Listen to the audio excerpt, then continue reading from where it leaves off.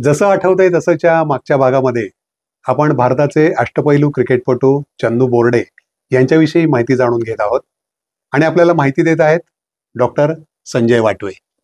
Doctor, जो आपण मागच्या भागामध्ये बघितलं की चंदू बोर्डे यांचं एकूणच वैयक्तिक आयुष्य म्हण किंवा त्यांची एकूण बॅटिंगची स्टाईल याविषयी आपण सांगितलं, परंतु चंदू बोर्डे आणि त्यांचे समकालीन त्यांचे सहकारी यांच्याविषयी काही तुमच्याशी बातचीत झाली होती? खूप प्रसंग आहेत.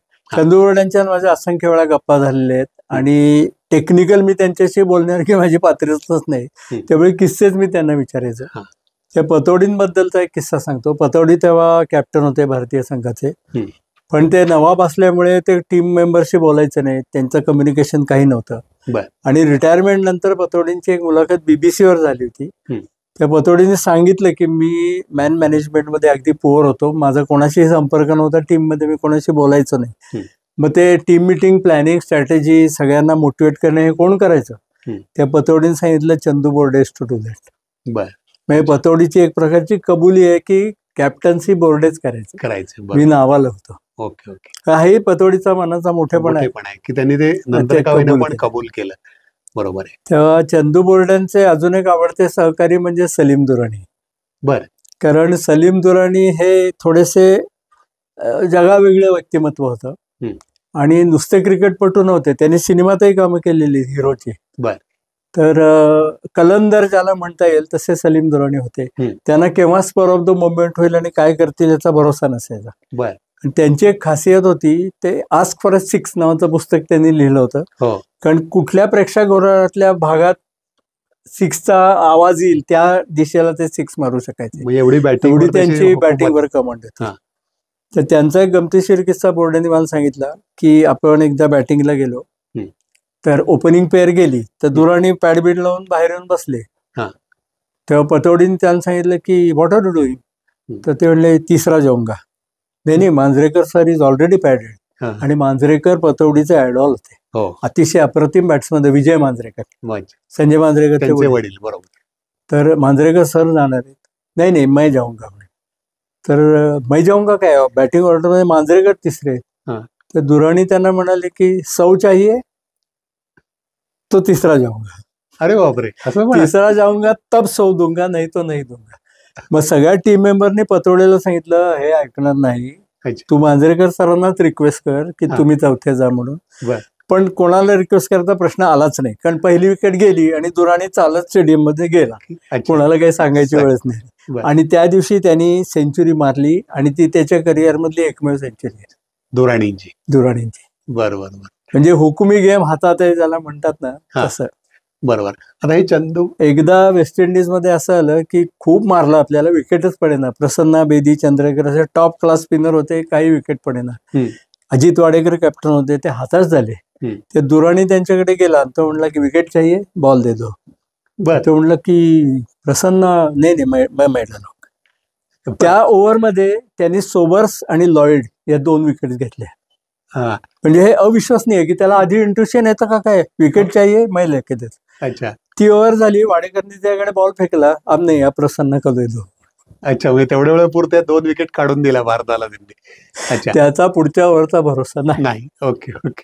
तसंच अजून एक दुराणीचा प्रसंग बोर्डेने सांगितला. एकदा खूप वाईट अवस्था आपली 60 वगैरे अशी, आणि दुराणी आल्या व्हिडिओकडे फटके सुरू केले. ते बोर्डे लाईक अ कॅप्टन होते, सिनियर होते. त्यांनी दुराणीला सांगितलं परिस्थिती बघ काय आहे, तू मारतोयस कशाला, जरा स्टेडी खेळ. तर तो प्रत्येक ओव्हर नंतर विचारायचा की अब थोडा ठीक दिख रहा है स्कोर, अब मारू? नाही, अभी नाही, जरा 100 होने दो वगैरे. मग 100 झाल्यावर आला दुराणी, अब 100 हो गया, अब शुरू करू. ते म्हणले नाही, तू जरा रुक, अपना विकेट जाने के बाद कोई नाही आहे, तर तू जरा. ते किती वेळा दाबून धरायचं, म्हणून 120 वगैरे झाले असेल ना, आता जरा बरं आहे, आता तू खेळ. तर इतका मारला की बोर्डेंच्या पुढे गेला त्याचा. अच्छा. म्हणजे ते वेगळं व्यक्तिमत्व, प्रेडिक्टेबिलिटी काही नाही दुराणीची. बरोबर. आता हे जसं चंदू बोर्डे आणि त्यांचे समकालीन त्यांचे सहकारी यांच्याविषयी झालं, तसं चंदू बोर्डे आणि तुम्ही, तुमचं वैयक्तिक संबंधांबद्दल कसं? एकतर मला क्रिकेटची प्रचंड आवड असल्यामुळे मी बोर्डेंची खूप वेळा बोलायचो, माझा रेकॉर्ड लक्षात राहायचे. त्यामुळे मी बोर्डेंची टू द पॉइंट त्यांचे विविध मॅचेस, त्यातले विविध त्यांचे रेकॉर्ड किंवा इतरांचे रेकॉर्ड हे त्यांना त्यांच्याशी बोलायचो. आणि त्यांचा माझ्यावर एवढा विश्वास बसला की एखाद्या समारंभामध्ये कोणी सांगितलं बोर्डेंना तो एक प्रसंग सांगा, की ते डॉक्टरना बोलवा असं सांगायचे आणि माझ्याकडून तो प्रसंग बदलून घ्यायचे. कारण बोर्डेंना प्रसंग आठवायचा पण नावं अजिबात आठवायची नाही. ते मला वाटतं स्मिथ होता त्या, म्हटलं नाही अहो एडी बार्लो, हा एडी बार्लो. त्यामुळे ते डॉक्टरना बोलवा असं सांगायचं. हा खाजगी गप्पांचा प्रसंग झाला. सायकोलॉजी इन क्रिकेट या विषयावर मी फर्ग्युसनच्या अँफी थिएटरमध्ये चंदू बोर्डेंची एकदा मुलाखत घेतलेली होती. आणि हेमंत कानिटकर होते, दुसरे कसोटीपटू भारताचे होते ते. त्या दोघांची मी सायकोलॉजी इन क्रिकेट ह्या विषयावर एक लंबी चौडी मुलाखत घेतलेली आहे. बरोबर. त्यामुळे बोर्डे म्हणाले की हा वेगळाच अँगल तुम्ही आज घेतलात. Technique, cricket, ball swing, reverse spin वगैरे सगळं बोललं होतं. सायकोलॉजी इन क्रिकेट हा पहिल्यांदाच मी प्रसंग आयुष्यामध्ये असा सेमिनार अटेंड केला. बरोबर. तर त्यांचं माझ्यावर फार प्रेम होतं. ते नेहमी बापूंकडे माझी चौकशी करे, डॉक्टर काय म्हणताय. अच्छा, बरोबर. मला वाटतं तुमच्या लग्नाला सुद्धा ते स्वतः जातीने हजर होते, तर त्याविषयी काय सांगाल. आमचं लग्न त्यांच्या घरापासून खूप लांब झालं आणि तेव्हा लाईटही गेलेले होते.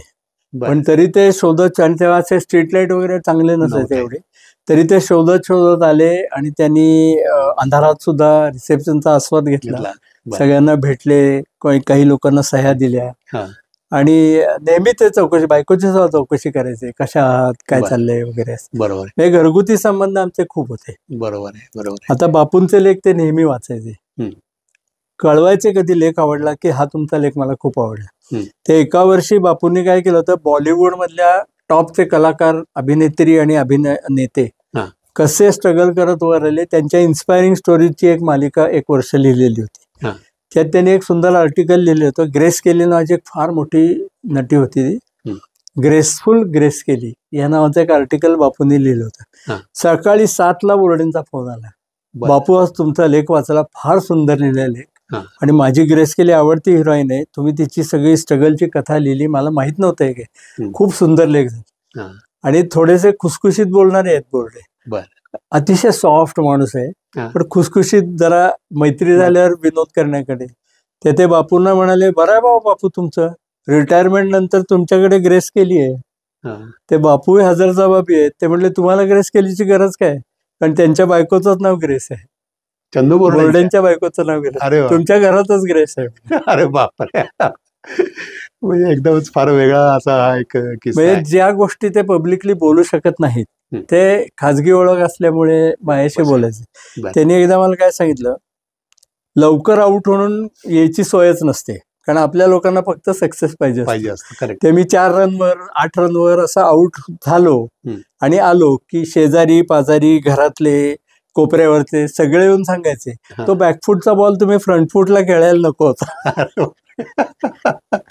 क्रिकेट मधलं कळो किंवा न कळो, पण मी अगदी स्टार्टला तुम्हाला सांगितलं, मी सायकेट्रिस्ट म्हणून 45 वर्ष प्रॅक्टिस करतोय. कोणतरी 2 पानं वाचून येतं मला मतं द्यायला लागतं. बरोबर. ते 2 पानं वर्षच 45 वर्ष. तसं क्रिकेट मधलं काय कोपऱ्यावरच्या माणसाला कळतं. तरी तो बोर्डेन सांगायचा, तो फ्रंटफूटचा बॉल होता, हो तुम्ही बॅकफूटवर खेळला, तुम्ही बोर्डेन सांगता. बरोबर बरोबर. मला वाटतं, आणि तुमचं जे क्लिनिकचं उद्घाटन झालं त्याचा सुद्धा असाच एक काही किस्सा आहे, तर तो सांगितला तर. तो फारच इंटरेस्टिंग किस्सा आहे. भांडारकोरला माझं क्लिनिक आहे, हॉटेल रविराजच्या समोर. ते त्यांना फोनवर सांगितलं होतं, रविराजच्या समोर आहे, संध्याकाळी कार्यक्रम आहे, इनॉग्रेशनला या. डॉक्टरचा आहे ना, मी येणारच म्हणून. आणि त्याच वेळेला योगायोगाने रविराजच्या समोर एक जागतिक कीर्तीची नृत्यांगना मनीषा साठे म्हणून आहे, तिचा बंगला तिथे कॉर्नरला. तर तिच्या घरी एक डोहाळ जेवणाचा का मंगळागौरीचा स्त्रियांचा कार्यक्रम होता. तर त्यांनी त्यांचाच बंगला असल्यामुळे बाहेर झोपाळे, लाइटिंग आणि अशी सजावट वगैरे केलेली होती. ते रविराजच्या समोर म्हटल्यावर बोर्डे शोधत त्यांच्याकडे गेले. ते बोर्डे तेव्हा टॉपला होते. ते अरे बोर्डे आले पण त्यांना आत घुसवलं गेलं. आणि मग हा प्रसंग तो प्रसंग, पतौडी काय म्हणतोय, ऑस्ट्रेलियाच्या या बॉलरचा काय, असं करत करत बोर्डे आत गेले. गप्पा मारत होते, प्रसंग सांगत होते आणि कोणतरी प्लेट हातात सरकवली, ती त्यांनी खाल्ली. आणि मग सगळं खाऊन झाल्यावर विचारलं, डॉक्टर कुठे दिसत नाहीत. तर कोण डॉक्टर, तर डॉक्टर वाटवे. डॉक्टर वाटवे इथे काही नाही आहे संबंध, बापू वाटवे नाही, त्यांचाही काही संबंध नाही. मग त्यांनी हा पत्ता दिला होता, मी त्यांच्याकडे आलो होतो. त्या मनीषानी डोकं चालवलं, ती म्हटली शेजारी एक नवीन बिल्डिंग झाली आहे, तिथे कदाचित त्यांचा दवाखाना असेल, तुम्ही तिथे ट्राय करून बघा. मग बोर्डे माझ्या इनॉग्रेशनला आले, मी सगळं क्लिनिक दाखवलं आणि त्यांना म्हटलं की बोर्डे सर थोडस, ते म्हटले अरे मी जेवून आलो शेजारी. म्हटलं शेजारी कसं काय जेवून आलं? अरे ते म्हटले की तिथे लाइटिंग वगैरे होतं, मी दिसल्यावर या बोर्डे साहेब म्हणून मला आत घेतलं, प्लेट सरकवली, मी आपलं खाऊन घेतलं. म्हटलं झोपाळा दागिने वगैरे हा क्लिनिकचा ओपनिंगचा समारंभ कसा असेल? अरे बापरे. तर त्यांचं तिकडे लक्षच गेलं नाही, ते आपल्या लोकांनी या बोर्डे असं करून आत नेलं. अच्छा अच्छा अच्छा. पण अतिशय सॉफ्ट माणूस आहे. आणि तुम्हाला एक माहितीये का, पुना क्लबच्या प्रेस्टिजियस क्लबचे ते कित्येक वर्ष प्रेसिडेंट होते. कारण त्यांची पर्सनॅलिटी सोबर, सॉफ्ट, अगदी मऊ बोलणारे आणि थोडे खुसखुशीत बोलणारे, अतिशय सुंदर पर्सनॅलिटी आहे. बरोबर. मला इथे एक गोष्ट अशी ऍड करायची आहे, उल्लेख करायचा आहे की आपण या मालिकेमध्ये अत्यंत नामवंत मोठ्या सेलिब्रिटींची सगळी व्यक्तिमत्वाचा अभ्यास, त्यांचे अनुभव, किस्से हे सगळं मालिका घेतो आहोत. बरोबर. पुढेही आपण खूप मोठमोठ्या लोकांच्या विषयी आपण माहिती घेणार आहोत, त्यांचे प्रसंग सांगणार आहोत. आता मी आगामी आकर्षण जाहीर करत नाही, पण मला इथे नमूद करायचं की या सबंध मालिकेमध्ये हयात आत्ता असलेली एकमेव व्यक्ती म्हणजे पद्मश्री चंदू बोर्डे हेच आहेत. होय का? तेव्हा मी नुकताच त्यांना 21 जुलैला 91 वर्ष पूर्ण झालं. मी त्यांना फोन केला होता, त्यांना शुभेच्छा दिल्या आणि त्यांनी सांगितलं अरे सकाळीच मी पुना क्लबला जाऊन वॉक घेऊन आलो. त्या 91 वर्षी सुद्धा त्यांचा फिटनेस चांगला आहे. तर मला असं म्हणायचंय, चंदू बोर्डेंनी मैदानावर अनेक सेंचुऱ्या मारल्या आहेत, तसं त्यांच्या लाईफमध्ये त्यांनी उत्तम आरोग्य राखून लाईफची सेंचुरी मारावी, याबद्दल मी ईश्वरचरणी प्रार्थना करतो. वा वा. तर रसिका हो, डॉक्टरांनी आत्ताच सांगितल्याप्रमाणे एकूणच समाजातल्या वेगवेगळ्या व्यक्तींविषयी आपण त्यांच्याकडून जाणून घेणार आहोत. आज चंदू बोर्डेंविषयी आपण जाणून घेतलं.